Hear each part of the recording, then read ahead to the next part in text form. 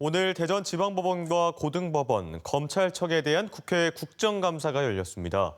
월성 원전 1호기 경제성 조작 의혹 사건과 관련해 국감장에서는 여야가 충돌했는데 여당은 문재인 정부가 원전 조기 폐쇄를 직접 지시해 막대한 손실을 입혔다고 공세를 이어갔고 야당은 원전 연장 조치가 무효라는 판결이 있다고 맞섰습니다. 김지혜 기자가 보도합니다. 국회 법제사법위원회 국정감사장, 여야는 월성원전 경제성 조작 의혹 사건을 두고 신경전을 펼쳤습니다. 월성원전 1호기를 조기 폐쇄하기 위해서 가동 경제성을 비정상적으로 낮게 평가했습니다. 원전 폐쇄라는 결론을 정해놓고 과정을 짜맞춰 나간 겁니다. 야당은 원전 연장 조치가 무효라는 판결이 있다고 반박했습니다. 2016년 법원에서 그 연장 조치가 무효라는 판결이 나온 적이 있습니다. 지금도 누수가 되고 있다고 해요, 오염수에서. 월성 원전 사건에 대한 공방이 이어지자 여야 간 고성이 오가기도 했습니다. 페어플레이 하세요. 페어플레이 하고 있습니다.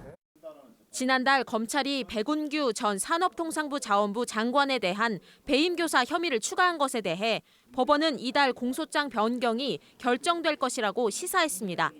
다음 주 10월 18일, 24일 재판이 있어서 그때까지는 어떻게 결정이 나지 않을까.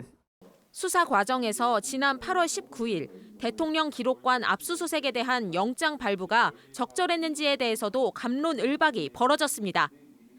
야당은 대통령의 사적 영역 등 대통령 기록물이 가진 보안성을 고려해 사건과 관련성이 적은 것은 배제해야 한다고 주장했지만 여당은 문제가 없는 방식이라고 맞섰습니다.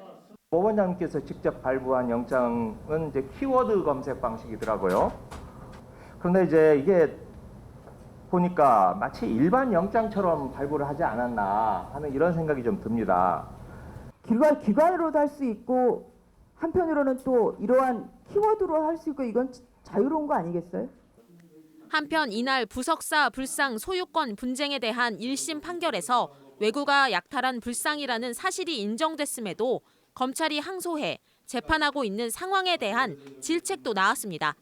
왜 민족의 정서와 우리 충청인들의 문화적 자부심이 고취되어 있는 이 사건에 대해서 왜 그렇게 검찰로 대표되는 국가가 이렇게 소송 수행을 하는지 저는 이해가 되지 않습니다.